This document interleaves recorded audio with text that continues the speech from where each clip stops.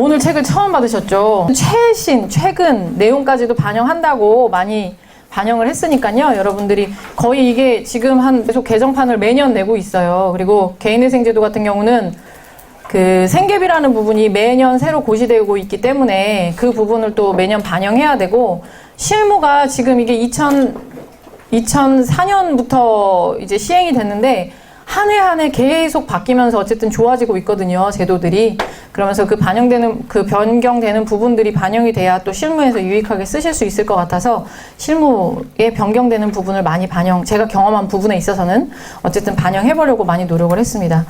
물론 이게 전부는 아니지만 그래도 어떤 설득력 있는 얘기를 할 수 있는 자료들이 될 수 있을 거라고 생각을 하고, 어려움에 처했을 때 또는 약간 독특한 사건이나 일반적이지만 그래도 늘 독특하거든요, 우리가 하는 일이. 그랬을 때 책을 찾아보면 조금 답이 나오게끔 그렇게 구성하려고 많이 노력을 했습니다. 그러니까 여러분들 일하시면서 물론 이론서는 다른 책을 보시는 게 좋으실 수 있어요. 이론적인 강점이 바탕이 되어야 또 일을 하시기가 좋으신 분들이 많이 있으시잖아요. 그런 분들은 이제 기본서를 보시고 이 책은 실무서로서 이제 여러분들의 길잡이가 되어줄 수 있는 책이 되지 않을까, 이런 생각으로 이제 접근을 해봤습니다.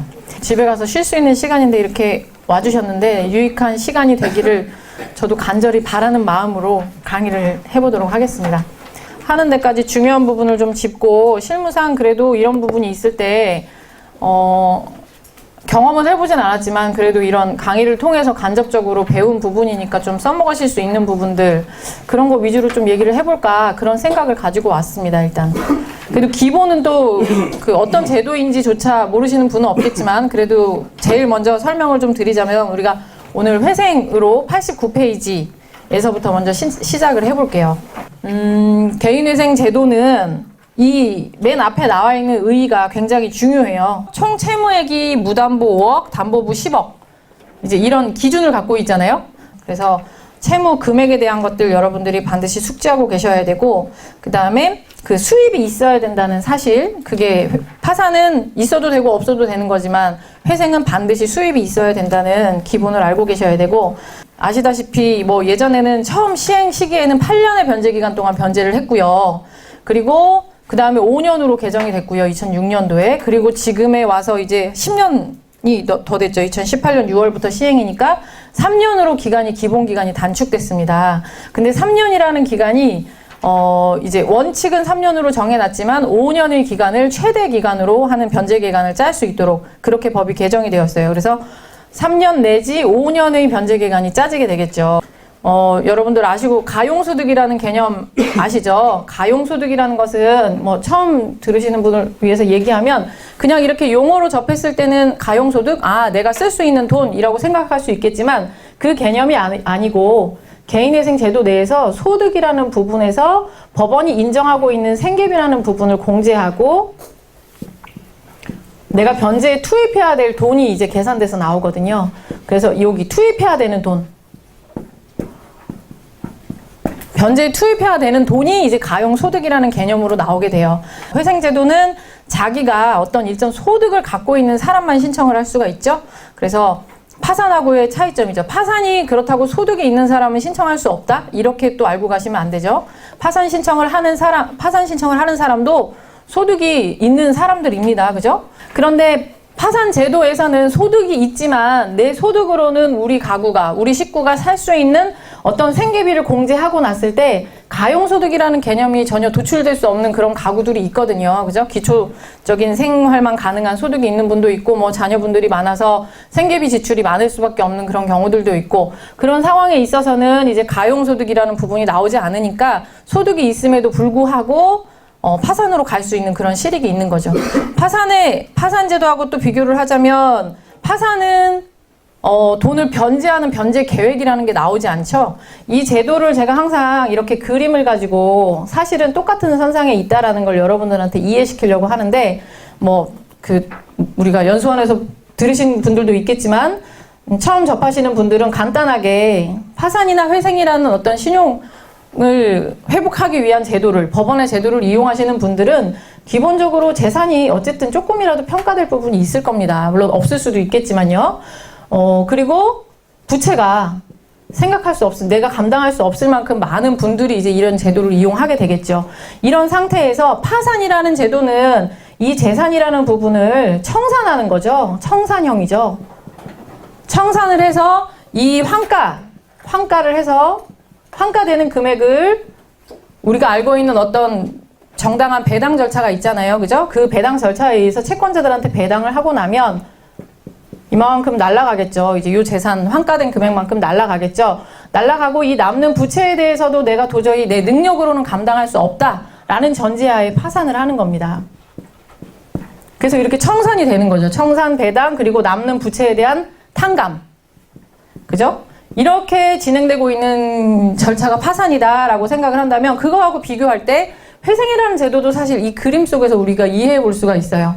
이 그림 속에서 재산이라는 부분이 있지만 이 재산의 관리 처분권이 파산 제도는 이 청산, 환가라는 방법으로 가기 위해서 파산 관제인에게 넘어가거든요. 법원으로 넘어가는 거죠.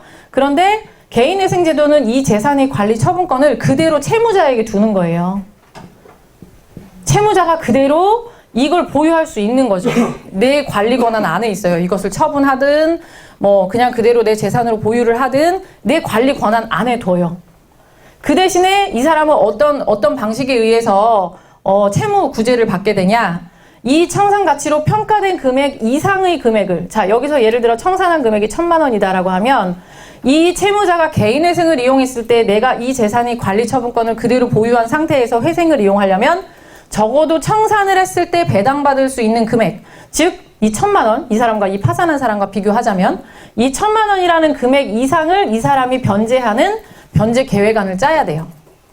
그게 우리가 청산 가치 보장의 원칙이라고 하죠. 그게 정말 중요한 대원칙이에요. 그게 지켜지지 않는 변제 계획안은 통과될 수가 없는 거예요. 기본적인 대원칙. 자, 그렇다고 그럼 무조건 재산 가치 이상의 금액만 변제하면 다 돼요? 내가 지금 재산이 그럼 아무것도 없는 전체 다 해서 그 36개월 동안 100만 원만 갚으면 되나요? 뭐 여러 가지 질문이 있을 수 있죠? 자, 이 청산가치 보장의 원칙과 교집합이 돼야 되는 원칙들이 여러 가지가 있죠. 그래서 그런 원칙들을 다 충족을 시켜줬을 때 이제 이 개인회생 제도는 통과가 가능해지는 겁니다. 어쨌든 이 채무자는 파산 제도하고 비교해 봤을 때 가장 중요한 청산가치, 요거를 돈으로 환가했을 때 이 가치 이상을 변제 계획안을 짬으로써 이 개인회생제도, 즉 내가 버는 소득을 가지고 일정 가용소득이 나오면 이걸 변제해 나가서 이 채무를 탕감받겠습니다. 일정 기간을 변제하고 나서도 남는 채무가 있다면 그 남는 채무는 이 변제 계획안에 따른 변제가 완료됐을 때 우리가 면책받게 되는 거예요. 파산 제도도 이 재판 절차 내에서 이런 과정이 이루어지긴 하지만 마지막 단계는 우리가 면책받기 위해서 하는 거거든요. 파산의 목적은. 그죠? 그런데 개인회생 제도도 사실은 뭐 말이 회생이고 말이 파산이지 결과적으로는 내가 어떤 채무를 면책받기 위해서 하는 제도예요.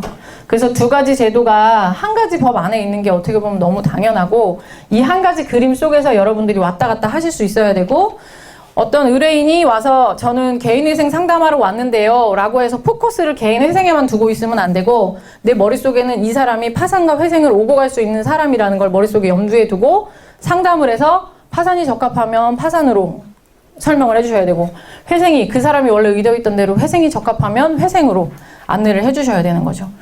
어떤 분은 회생하고 싶어서 왔대요. 정말로. 그러니까 나는 파산이란 건 정말 하기 싫은 거예요. 그런 마음으로 왔죠. 그럼 이제 여러분들이 설명을 잘 해줘야죠. 회생과 파산은 어떤 차이점이 있고 회생을 하러 오셨지만 지금 파산을 하실 수 있는 자격이 된다. 회생으로 하시려면 어떻게 보면 요건을 그분이 안 된다는 얘기잖아요. 제가 파산으로 얘기했을 때는. 그럼 요건을 만들려면 뭐를 해야 돼요? 그분의 요건을 만들어주려면 강제로 없는 소득을 만들어주거나, 그죠? 또는 생계비를 분명히 인정받아야 되는 부분들이 여지가 있는데 이 부분들을 확 내가 깎아내리거나 이런 그 사람한테 무리되는 요구를 해야 돼요. 그죠?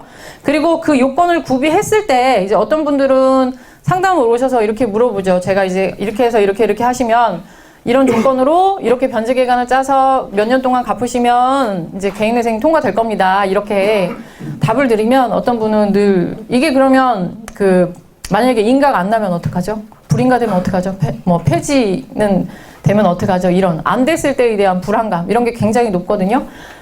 물론 이분이 저한테 얘기하지 않은 부분에 있어서의 문제가 불거져서 폐지가 되거나 뭐 불인가 되거나 이런 문제들이 생길 수는 있어요.